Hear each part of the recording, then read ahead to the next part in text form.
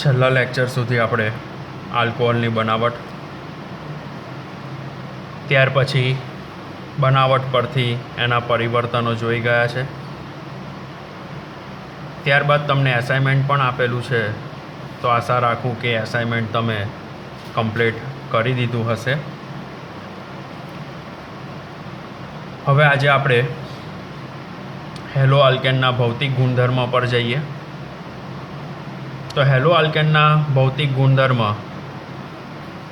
NCERT ટેક્સ્ટબુકમાં page number 298 પર આપેલા છે.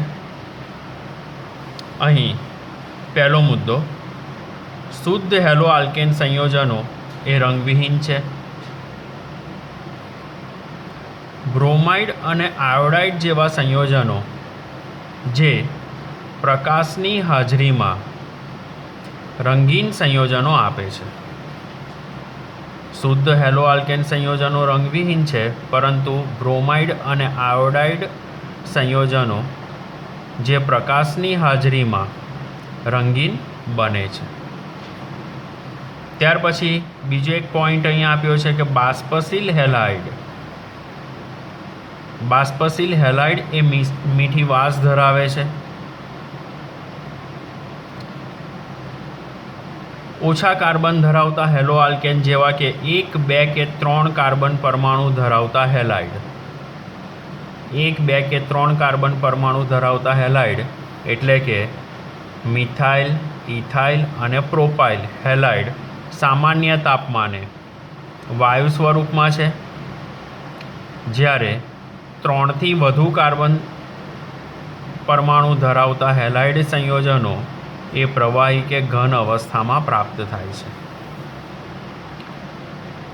ત્યારબાદ હેલો આલ્કેન અને હેલો એરિન સંયોજનો વચ્ચેનો બંધ ધ્રુવીય છે.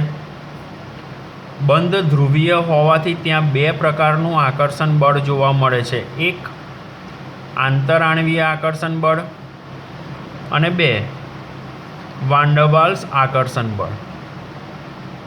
હવે આંતરાણવીય આકર્ષણ બળ તો બંધની ધ્રુવીયતાના લીધે ઉત્પન્ન થાય છે, પરંતુ વાન ડર વાલ્સ આકર્ષણ બળ એ સાર્વત્રિક છે, જે આપણે ધોરણ 11માં ભણી ગયેલા છે. જેના પરિણામે હેલો આલ્કેન સંયોજનોના ઉત્કલન બિંદુ એટલા જ કાર્બન પરમાણુ ધરાવતા આલ્કેન કરતાં વધારે ઊંચા જોવા મળે છે. તો આપણને અહીં ઉદાહરણ આપ્યું છે, methyl chloride is greater than methane. તો મિથાઇલ ક્લોરાઇડનું ઉત્કલન બિંદુ 249 કેલ્વિન છે અને મિથેનનું ઉત્કલન બિંદુ 109 કેલ્વિન છે. ભૌતિક ગુણધર્મમાં આપેલા જે મૂલ્યો છે એ મૂલ્યો મોઢે કરવાના નથી, પરંતુ ચડતો ક્રમ કે ઉતરતો ક્રમ, દાખલા તરીકે તમને MCQમાં પૂછાય કે મિથાઇલ ક્લોરાઇડ અને મિથેન એ બેમાં કોનું ઉત્કલન બિંદુ ઊંચું છે, તો એનો સાચો જવાબ આવશે મિથાઇલ ક્લોરાઇડ. તો આ તમારે યાદ રાખવાનું છે MCQ માટે. મૂલ્ય મોડે કરવાના નથી, પરંતુ મૂલ્યના આધારે ચડતો કે ઉતરતો ક્રમ મોડે કરવાનો રહેશે. ત્યાર પછી જેમ જેમ કાર્બન પરમાણુની સંખ્યા વધતી જાય, તેમ તેમ તેમના ઉત્કલન બિંદુમાં વધારો થાય છે.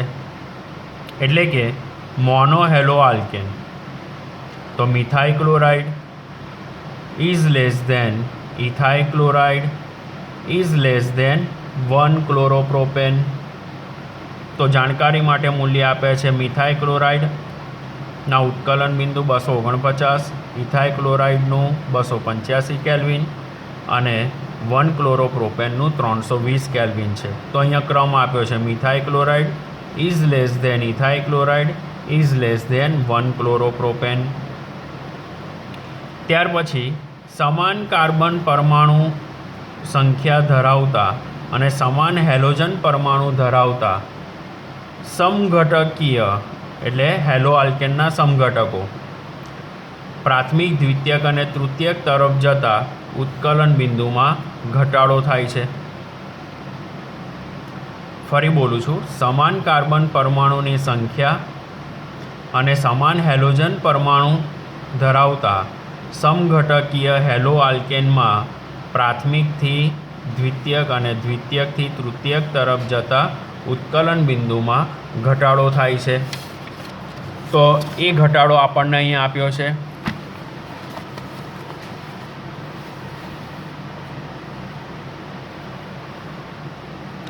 કે ક્લોરોમિથેન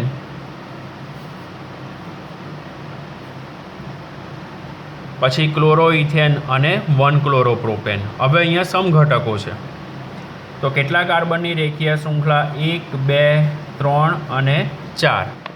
4 કાર્બનની રેખીય શૃંખલા છે. એ 4 કાર્બનની રેખીય શૃંખલામાં આનું નામ થશે 1 ક્લોરોબ્યુટેન. ત્યાર પછી બીજું બંધારણ લઈએ તો 1 2 3 4. બીજા નંબર પર ક્લોરીન પરમાણુ આવેલો છે એટલે એનું નામ થશે 2 ક્લોરોબ્યુટેન. તો આ હેલોજન ધરાવતો કાર્બન બીજા એક કાર્બન જોડે જોડાયેલો છે એટલે પ્રાથમિક.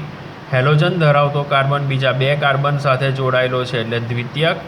અને હેલોજન ધરાવતો કાર્બન 3 કાર્બન સાથે જોડાયેલો છે એટલે તૃતીયક. તો તમને કારણ પૂછાય કે શા માટે પ્રાથમિક હેલો આલ્કેનનું ઉત્કલન બિંદુ તૃતીયક હેલો આલ્કેન કરતાં વધારે છે.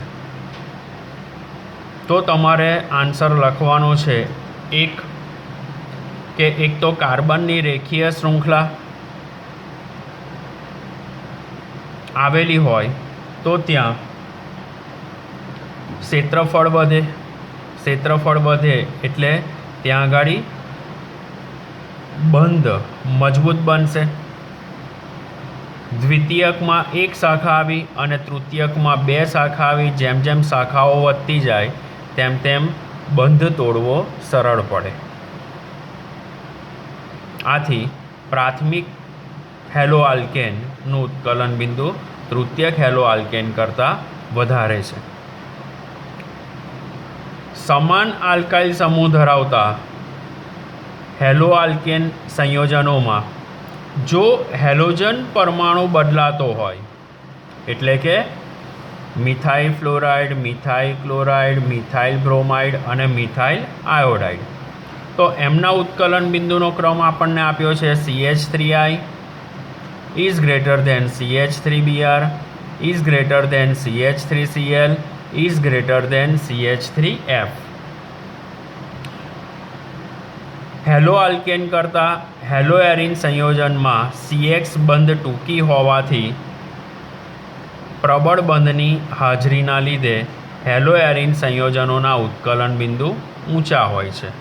એટલે એનો મતલબ એવો થયો કે જો હું ઉદાહરણમાં અહીંયા CX લઉં અને બેન્ઝીન રિંગ પર X લઉં તો અહીંયા આગળ હેલો આલ્કેન અને હેલો એરિન તો અહીં સંસ્પંદન થશે, જે આપણે અગાઉ ક્લોરોબેન્ઝીનમાં સંસ્પંદન જોઈ ગયા છે. તો એ સંસ્પંદનના લીધે એની સ્થિરતા વધે છે. એટલે સ્થિરતા વધે તો એનું ઉત્કલન બિંદુ વધે. બીજું આયોડિનનું કદ હેલોજન પરમાણુના જે સમૂહ છે એ સમૂહમાં આયોડિનનું કદ ઘણું મોટું છે. ત્યાર પછી બ્રોમિન, ક્લોરિન અને ફ્લોરિન. તો અગાઉ જોઈ ગયા એ પ્રમાણે ઉત્કલન બિંદુ કે ગલન બિંદુ એ પરમાણુય દળ પર પણ આધાર રાખે છે, ક્ષેત્રફળ પર પણ આધાર રાખે છે. આથી મિથાઇલ આયોડાઇડનું ઉત્કલન બિંદુ ફ્લોરોમિથેન કરતાં વધારે છે. હવે ત્યાર પછી આપણે દ્વિવિસ્થાપિત બેન્ઝીન એટલે કે ડાયહેલો એરિન સંયોજનના ઉત્કલન બિંદુ અને ગલન બિંદુ બંનેનો અભ્યાસ કરવાનો છે. તો ઉત્કલન બિંદુ અને ગલન બિંદુનો જો અભ્યાસ કરીએ તો એમાં 2 પ્રકારના વિરોધાભાસ જોવા મળશે. ગલન બિંદુ માટેનો ક્રમ લઈશ તો ગલન બિંદુ માટે ગલન બિંદુ માટે meta dichlorobenzene is less than ortho dichlorobenzene is less than para dichlorobenzene. તો આ એના ગલન બિંદુનો ક્રમ છે. હવે ઉત્કલન બિંદુનો ક્રમ લઈએ તો meta is less than para is less than ortho. તો મિત્રો અહીંયા આ ગલન બિંદુનો ક્રમ આપ્યો છે મેં, આ ગલન બિંદુનો ક્રમ, અને આ જે ક્રમ આપ્યો છે એ કયો આપ્યો છે મેં? ઉત્કલન બિંદુનો ક્રમ આપ્યો છે.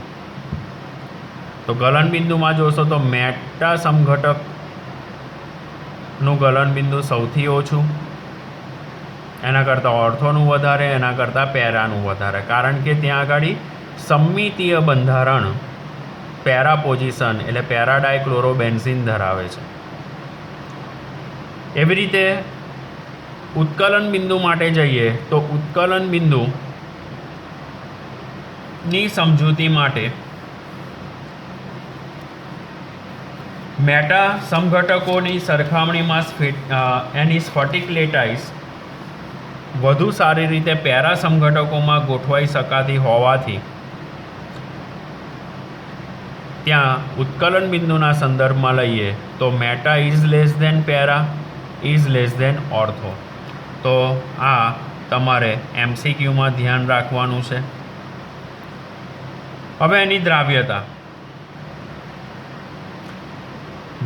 પર જઈએ તો હેલો આલ્કેન સંયોજનો પાણીમાં અલ્પ દ્રાવ્ય છે,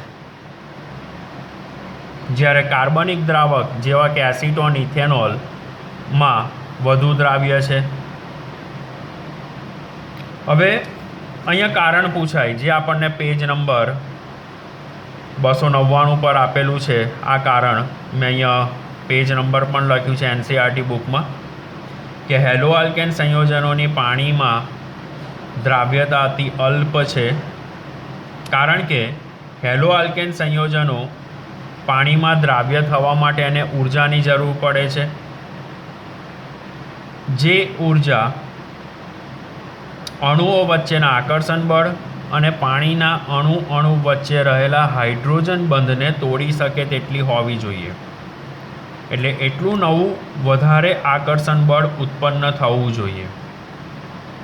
આથી હેલો આલ્કેન એટલું બળ ઉત્પન્ન કરી શકતું નથી, માટે હેલો આલ્કેન સંયોજનો પાણીમાં અલ્પ દ્રાવ્ય જોવા મળે છે.